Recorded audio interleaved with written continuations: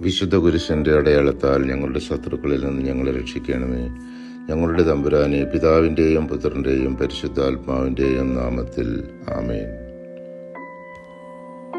വിശുദ്ധ ഗ്രന്ഥം പഴയ നിയമത്തിൽ യെശയ്യാ പ്രവാചകൻ യേശു ജനിക്കുന്നതിന് 700 വർഷങ്ങൾക്ക് മുമ്പ് തന്നെ യേശുക്രിസ്തുവിലൂടെയാണ് രക്ഷ എന്ന് പ്രവചിക്കുന്ന വേദഭാഗമാണ് 53-ാം അധ്യായം 5-ഉം 6-ഉം തിരുവചനങ്ങൾ.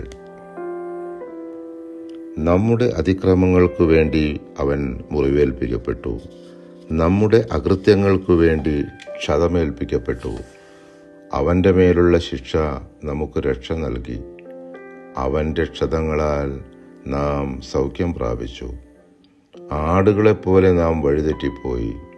നാം ഓരോരുത്തരും സ്വന്തം വഴിക്ക് പോയി. നമ്മുടെ അകൃത്യങ്ങൾ കർത്താവ് അവൻ്റെ മേൽ ചുമത്തി. തൻ്റെ ഏകജാതനായ പുത്രനിൽ വിശ്വസിക്കുന്ന ഏവനും നശിച്ചു പോകാതെ നിത്യജീവൻ പ്രാപിക്കേണ്ടതിന് ദൈവം തൻ്റെ പുത്രനായ യേശു മിശിഹായെ നൽകുവാൻ തക്കവണ്ണം ലോകത്തെ സ്നേഹിച്ചു. എൻ്റെയും ലോകമൊക്കെയുടെയും പാപപരിഹാരത്തിനായി 3 ആണികളാൽ കുരിശിൽ രക്തം ചിന്തി മരിച്ച കർത്താവേ, ഞങ്ങളുടെ മേൽ കരുണയുണ്ടാകണമേ. ഞങ്ങളെ ശിക്ഷിക്കരുതേ. ഞങ്ങളും ഞങ്ങളുടെ പൂർവികരും ഞങ്ങളുടെ സഹോദരങ്ങളും ഞങ്ങളുടെ മാതാപിതാക്കളും വഴി വന്നുപോയിട്ടുള്ള എല്ലാ തെറ്റുകളും ക്ഷമിക്കണമേ. കടങ്ങൾ ഇളച്ചു തരണമേ. ഞങ്ങളെ അങ്ങയുടെ സ്വന്തമായി സ്വീകരിച്ച് അങ്ങേ അരൂപിയിലൂടെ നയിക്കുകയും ചെയ്യണമേ. ആമേൻ.